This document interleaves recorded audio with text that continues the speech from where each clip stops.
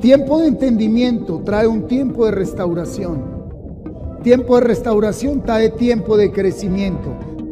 Tiempo de crecimiento trae tiempo de bendición. Por eso 2022 es un tiempo de afirmación.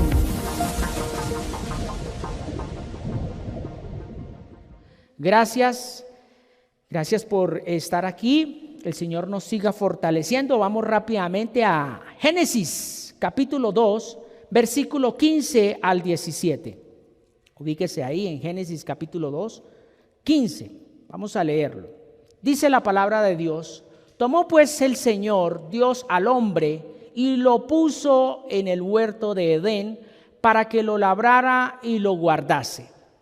Y mandó el Señor Dios al hombre diciendo: de todo árbol del huerto podrás comer, mas del árbol de la ciencia del bien y del mal no comerás, porque el día que de él comieres, ciertamente morirás. El Señor me permite titular en esta noche esta palabra que dice: la necesidad de saber comer. La necesidad de saber comer. Y oiga bien a esta frase: no todo lo que se ve que es bueno y de pronto agradable a la vista alimenta sanamente. Vuelvo y repito la frase: no todo lo que se ve bueno y agradable a la vista alimenta sanamente. Bien, vamos a detenernos a mirar Génesis capítulo 2. Vamos a detenernos en el versículo 15. En el versículo 15 dice allá: tomó pues el Señor Dios al hombre, ¿cierto? ¿Y qué dice? ¿Y lo puso en dónde? En el huerto. Lo colocó en un huerto de Edén para que lo labrara y lo guardase. Óigase bien a esto. ¿Qué es un huerto? Es una siembra de reducidas dimensiones y de cultivo intensivo con la finalidad de cosechar alimentos para el consumo familiar. Eso es un huerto. Vuelvo y repito, es una siembra de reducidas dimensiones y de cultivo intensivo con la finalidad de cosechar alimentos para el consumo familiar. Entonces, en el huerto se cultiva alimentos ¿qué? Básicos, que son de uso diario, que son de uso muy común. Eso se hace en el huerto físico. Vamos a llevarlo a la parte espiritual, que es lo que nos compete. Teniendo en cuenta ya el concepto de lo físico, vamos a ir a lo espiritual. Vamos a ir rápidamente a Jeremías, capítulo 31, versículo 10. Jeremías capítulo 31, versículo 10, lo voy a leer hasta el versículo 12, dice: oíd palabra de Jehová, oh naciones, y hacedlo saber en las costas que están lejos, y decid: el que esparció a Israel, ¿qué dice? Lo reunirá y guardará como al pastor a su rebaño. Versículo 11 dice: porque el Señor redimió a Jacob, lo redimió de mano del más fuerte que él. Y el 12: y vendrá con gritos de gozo en lo alto de Sión, y correrán al bien del Señor, al pan, al vino, al aceite, al ganado de las ovejas y de las vacas. ¿Y qué dice ahí esa última parte? Y su alma será como huerto de riego y nunca más tendrá dolor. Entonces, viéndolo en la parte espiritual, huerto es esa parte del alma donde están las emociones, sentimientos, deseos y voluntad. Ahí lo dicen, yo no me lo estoy inventando. Dice: y su alma será como huerto de riego. Y ya conocemos en lo físico que es un huerto. Es algo de dimensiones pequeñas que es para cultivar y es para uso diario. En nuestra mente, lo que cultivamos en nuestro diario vivir, eso es lo que nos alimenta. O sea, ¿de qué nos estamos alimentando en nuestro diario vivir? Del afán, de la ansiedad, de la desesperación. Entonces, dice acá Jeremías que literalmente cuando la persona, volvamos allá al versículo 10, dice, oíd palabra del Señor. La importancia de recibir la semilla, que es la palabra, y empezar a sembrarla ahí en el huerto. Esa semilla, con el paso del tiempo, va a florecer a medida que tengamos un cuidado y sobre todo que tengamos una responsabilidad con lo que se aprende. ¿Qué es responsabilidad? Que lo llevo a mi diario vivir, lo llevo a la práctica. Entonces, aquí el Señor me permitía mirar y analizar. Dice, correrán, dice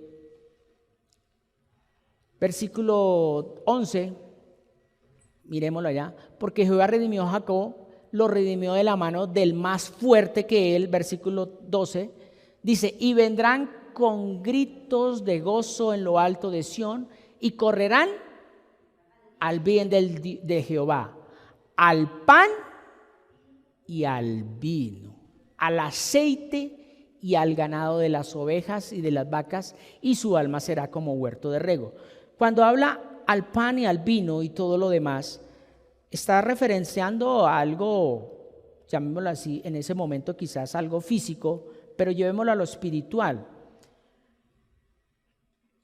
Cuando una persona verdaderamente está sanamente bien alimentada, lo más probable es que se va a ver en todo su esplendor, en todo su diario vivir. Puede experimentar inclusive un poco más del deseo de estar en esta tierra. Pero una persona que no se alimenta bien, que tiene de pronto necesidades, que escasamente come de pronto una comida, hablemoslo en lo físico, es una persona que va a estar muy débil y va a estar más propensa ¿a qué? A enfermedades, a situaciones que le pueden presentar físicamente. Ahora en lo espiritual, una persona que no está bien alimentada espiritualmente es propensa a tener ¿qué? Alguna situación emocional fuerte que lo puede llevar a tomar una decisión en su vida de quitarse la vida, de quitarle la vida a alguien o de vender su propia vida por principios o por necesidades. O sea, vende sus principios fundamentales. Cuando la persona verdaderamente, a pesar de que esté pasando dificultades, pero está bien alimentada espiritualmente, es una persona que siempre va a tener carácter para decirle sí a lo que tiene que decirle sí y no a lo que tiene que decirle no. Y no vende los principios. ¿Qué es vender los principios? Decir mentiras por ganar una coima, por ganar un puesto, por ganarse alguien en específico. Por eso el Señor siempre nos va a permitir que estemos pasando por momentos de prueba para ver cómo vamos a reaccionar, para mirar cuál es nuestra reacción frente a una dificultad, ¿vale?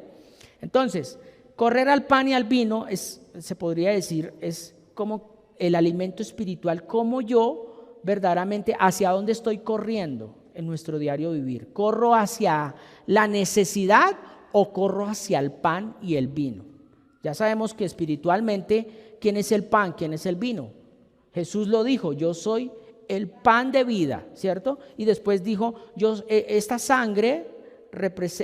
este vino representa la sangre que voy a derramar. O sea, estaba representando la palabra de Dios, o sea, Jesucristo. Entonces, pregunta cauteosa, se podría decir. ¿Qué pasa si no hay pan y vino en la mesa? ¿Qué pasa? Ya sabemos que pan y vino es Jesucristo, o sea, la palabra. ¿Qué pasa si no hay eso en la mesa? Si no hay eso en esta casa. Sencillamente, póngale cuidado a esto. Primero, voy a comer lo que encuentra mi mente. Lo que esté ahí, eso es lo que voy a comer. Si no hay más de dónde coger, Eso es como cuando uno tiene hambre. Uno busca la necesidad de comerse así sea un pan. En lo espiritual es lo mismo. El cerebro necesita estarse alimentando. Porque el día que el cerebro ya no siga alimentándose, ese día es porque ya hemos fallecido. Y ya nos vamos con todos esos recuerdos, todas esas emociones, todos esos sentimientos, todos esos deseos. ¿A qué? A vivir una eternidad con eso. Entonces, si no está el pan y el vino en la mesa, que es mi mente, es esa casa, ¿cómo lo encuentro? Me alimento de lo que sea. Ahora mire esto, si no está el vino y el pan en la casa, como lo que me llena, pero no me alimenta. Una cosa es comer para llenarse, otra cosa es comer para alimentarse.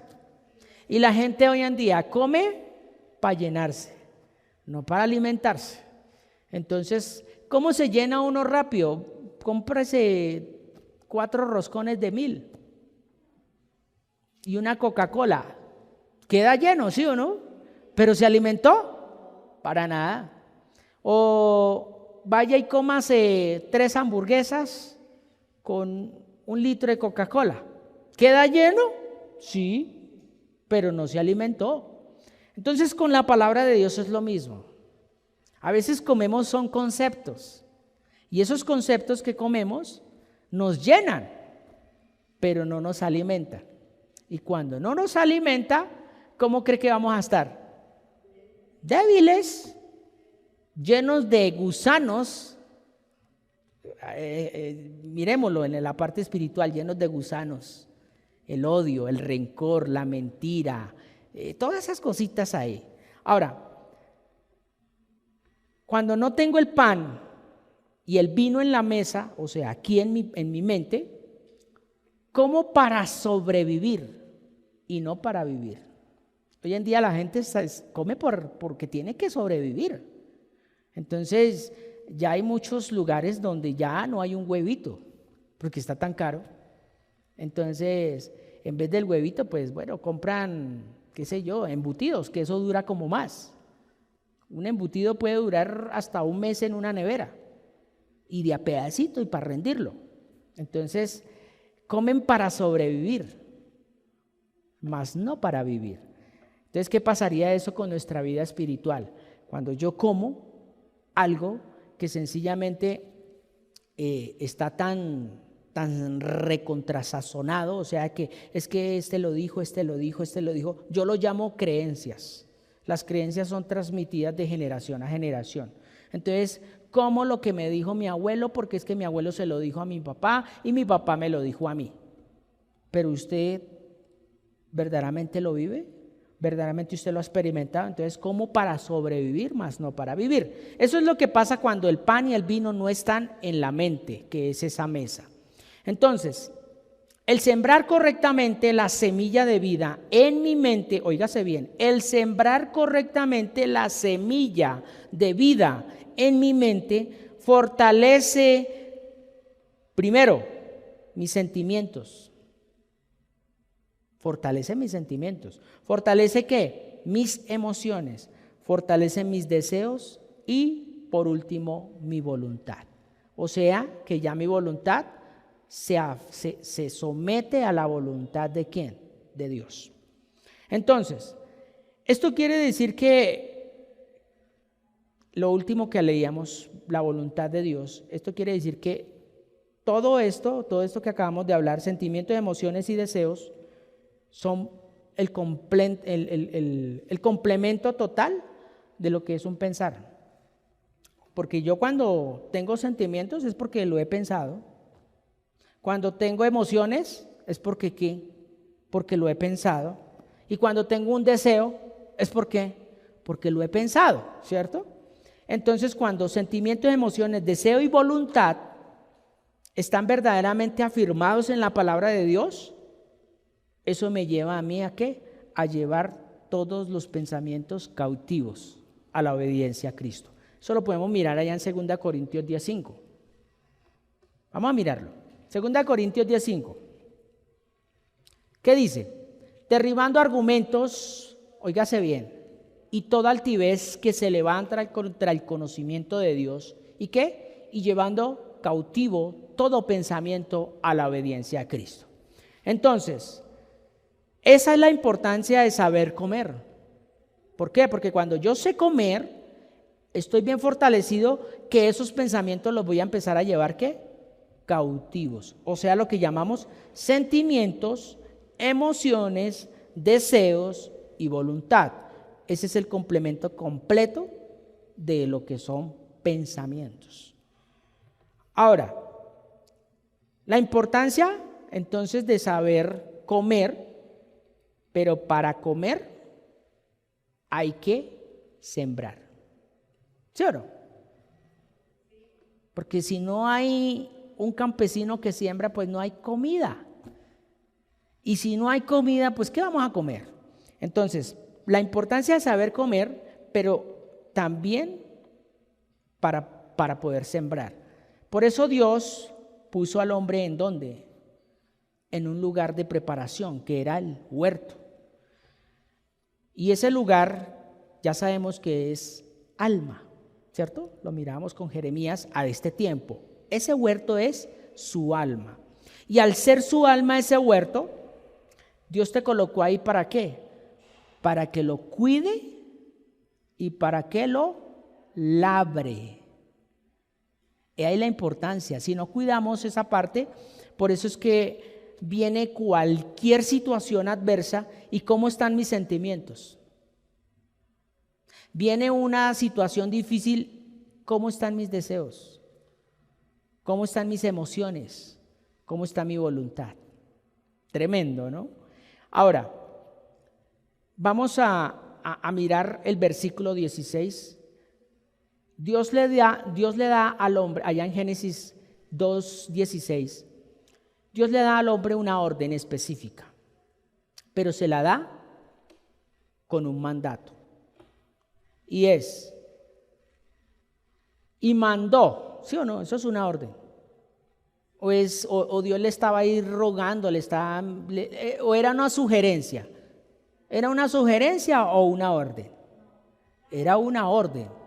Y mandó Jehová Dios al hombre diciendo, de todo árbol del huerto, ¿qué? O sea, le dio una orden. No era que si quería o era una opción, no, simplemente le dijo, mandó. O sea, ¿era necesario que él se alimentara? Sí, claro, pero ahí vamos a mirar lo siguiente. El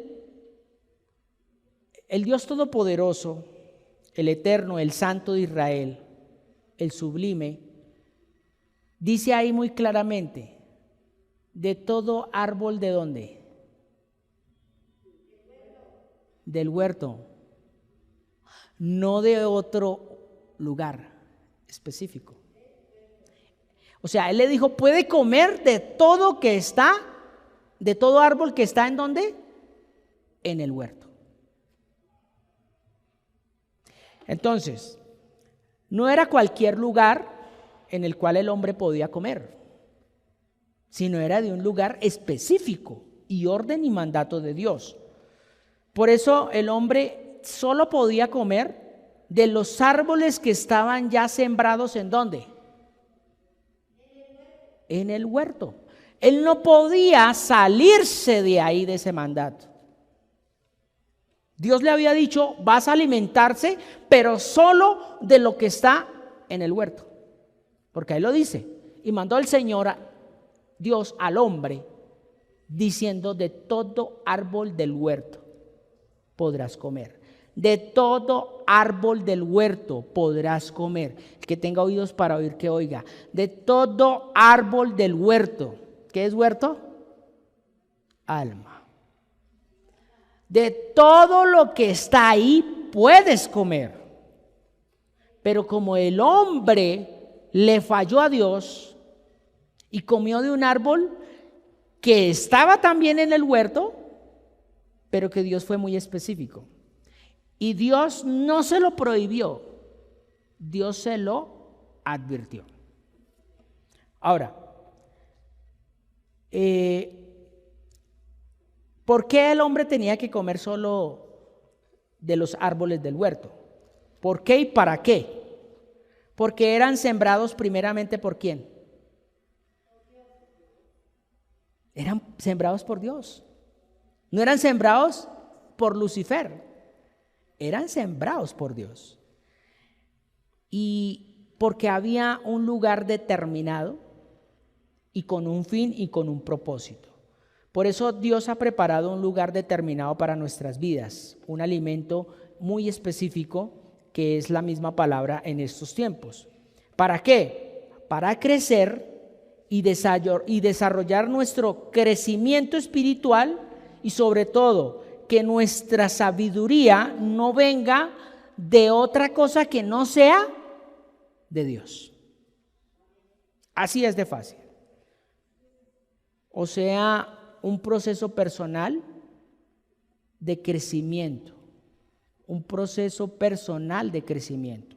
Entonces, cuando miramos acá que Dios le dice al hombre, de todo árbol del huerto podrás comer, ¿por qué entonces el árbol del bien y del mal, que también estaba en el huerto, por qué no? Si también hacía parte de ese huerto. Vamos a mirarlo, versículo 17. Versículo 17 dice, mas del árbol de la ciencia, ¿cierto? Del bien y del mal no comerás, porque el día que de él comieres, ciertamente ¿qué? Óigase bien, aquí Dios prohíbe o advierte. Él advierte, mas no se lo prohibió. Porque si hubiera sido una prohibición, hubiera puesto ángeles alrededor de ese árbol. Así de fácil. Ustedes saben que cuando uno, por decir algo, prohíbe algo en específico, se podría decir que echa candado. Por eso hay lugares específicos que dice prohibido el ingreso, ¿cierto? ¿Y qué colocan? Perros, ¿sí o no? Perros bien bravos. O colocan, ¿cómo es que llama esto? Vigilantes, ¿cierto? Colocan personas para que cuiden el ingreso. Por lo menos en Estados Unidos hay un lugar que se le llama, ese se llama la zona, ¿cómo es que se llama eso, Gabriel? Colabóreme ahí. Eso es donde dice que hay ovnis y Área 51. El Área 51 es un lugar prohibido. Si usted va andando por allí, sale la autoridad, yo no sé cómo es, si es que tienen sensores, qué sé yo, y de una vez lo paran y le dicen, para la cárcel o se devuelve o algo hacemos. Pero no lo dejan de entrar allí. Entonces, podríamos empezar a analizar esta parte de que el Señor no le prohibió al hombre que lo comiera, le advirtió. Porque vuelvo y digo, a Dios le hubiera quedado fácil colocar un ángel o colocar ángeles, ¿cierto?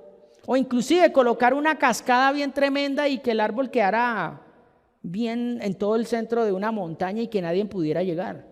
Pero no, Dios lo colocó en medio del huerto con un solo propósito. Fíjase bien a esto. Dios coloca este árbol con tal o es la manera como Dios prueba la fidelidad, la integridad y el verdadero temor a Dios, que se resume en obediencia. O sea, ¿qué es lo que quería Dios con el hombre? Que fuera ¿qué? Obediente. No quería más. No quería más. Por eso, un buen alimento me da vida o me da muerte. Si se come sin fe, óigase bien, si se come sin fe, ya sabemos que la fe viene ¿por qué? Bueno, si se come sin fe, eso quiere decir que no agrada a Dios. Eso lo podemos mirar allá en Romanos 14:23. Miremos Romanos 14:23. ¿Qué dice? Pero el que duda sobre lo que come, ¿qué dice? Es condenado. Porque no lo hace ¿con qué? Y todo lo que no proviene de fe,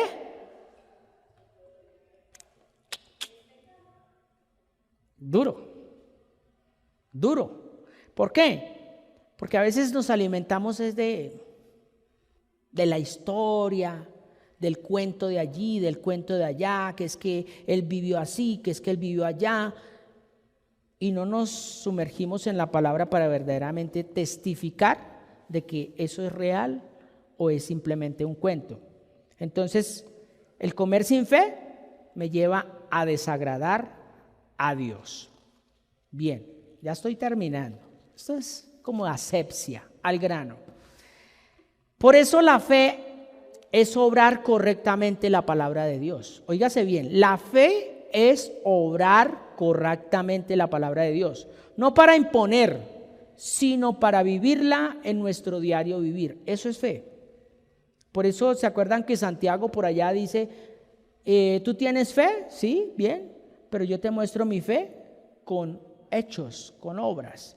¿Por qué? Porque si yo estoy leyendo la palabra de Dios, pero hago todo lo contrario a lo que está en la palabra de Dios, ¿eso será fe? No es fe. Y todo lo que no se hace o no se verdaderamente, como dice la misma palabra, todo lo que no se come con fe es pecado. O sea, todo lo que sean conceptos, todo lo que sean emociones, si yo no lo paso por la palabra, es pecado. Por eso es que la humanidad está como está. Por eso la fe es la buena siembra que se comparte, pero no se imparte o impone. Óigase bien, la fe se comparte, pero no la impongo. Es que tiene que ser así. Cuando yo empiezo a hablar que es que tiene que ser así, y es que es así y es así, ojo, porque eso ya no es fe. Jesús no vino a imponer. Jesús vino fue ¿a qué? A dar vida, o sea, a compartir de eso que él vivía, de eso que él es, de la esencia de él, pero no vino a imponer y mucho menos a impartir. Óigase bien a esto, Dios no se contradice a sí mismo, Él afirma y confirma su palabra dando claridad con nuestros hechos. Por eso el Señor es muy claro cuando dice que por sus frutos los conoceréis. Y yo voy a ser siempre recaltivo en eso. El fruto se ve. Eso de que yo estoy meditando y no se ve, bueno, llamémoslo estancamiento o retroceso. Pero algo se tiene que ver. La fe es con obras. Porque si no dice que está ¿qué? Muerta. Yo no me lo estoy inventando, ahí está en la palabra de Dios. Ahora, dése cuenta que el apóstol Pablo, cuando él escribe las cartas, en una de las cartas dice, hermanos míos, sed imitadores de mí, como yo. Entonces él no hacía lo que él quería, aunque él tenía una lucha muy grande con la carne. Él tenía dificultades, él tenía problemas, él tenía necesidades. Él trabajaba de día y en la noche predicaba. Entonces su vida era un momento difícil y duro. Pero él mismo decía, ya no vivo yo, Cristo vive en mí. Entonces se veía. Eso de que, no, eso ahí voy en el proceso, amén y amén. Pero no se ve. Entonces el Señor se equivocó cuando dijo que por sus frutos los conoceréis.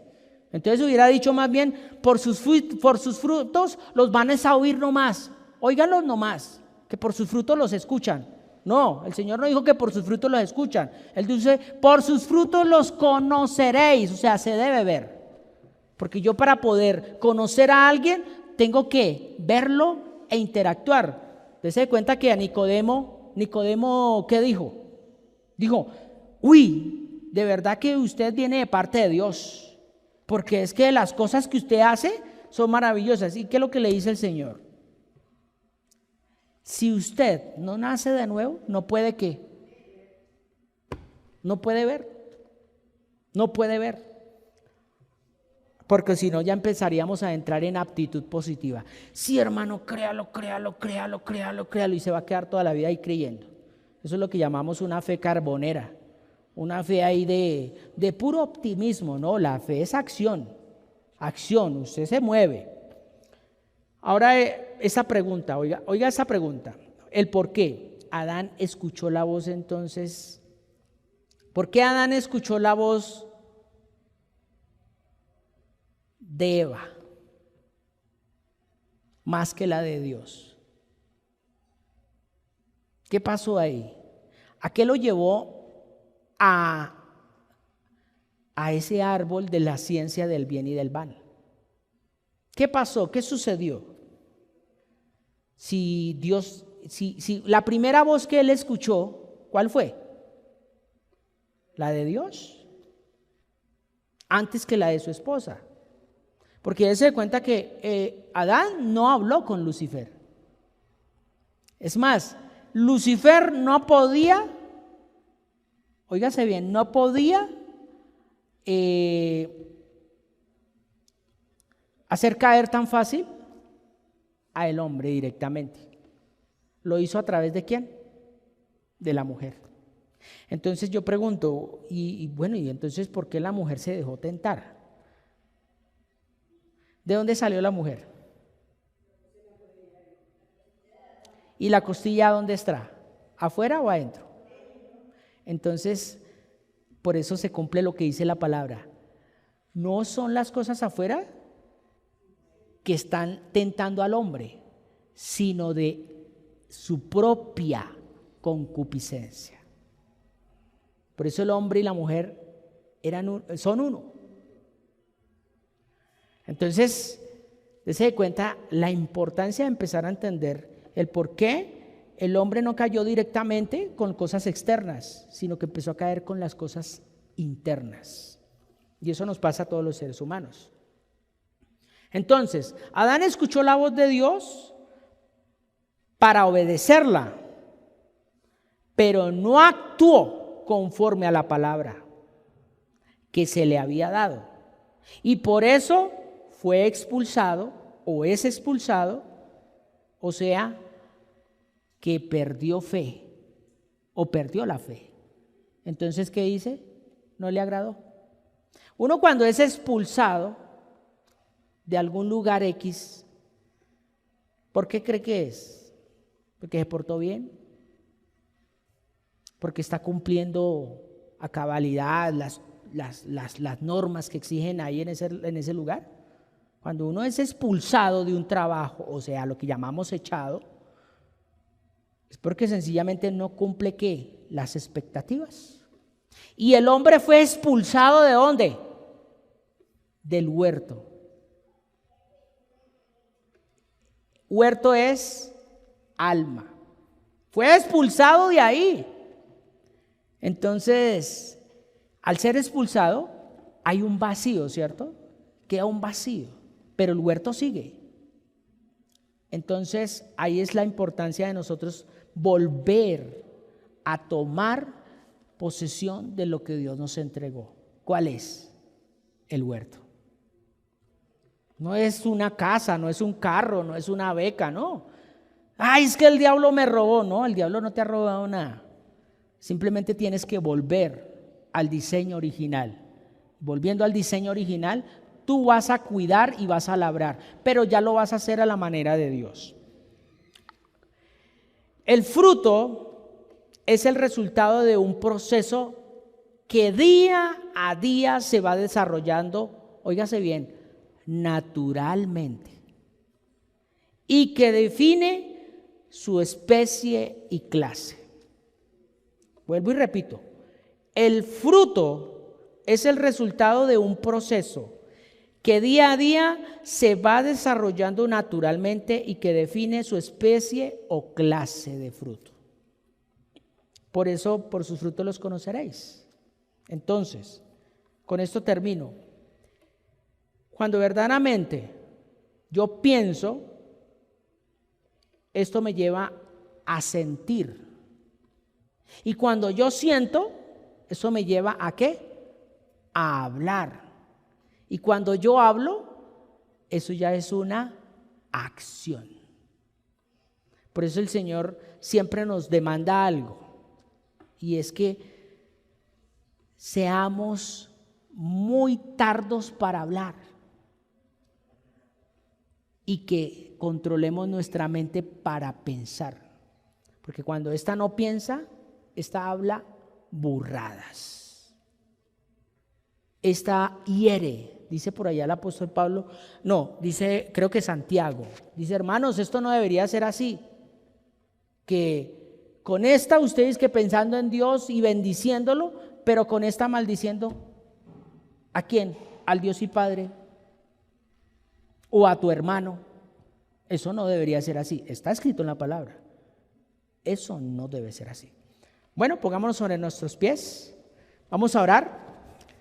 Vamos a darle gracias a nuestro Padre Celestial por esta corta enseñanza que nos da nuestro Dios Todopoderoso, y sobre todo que nos afirma en la misma palabra. Estamos empezando a mirar un trabajo específico de afirmación en la palabra de Dios, afirmarnos en la palabra de Dios y confirmarnos en la misma palabra de Dios, afirmarnos y confirmarnos. Amén.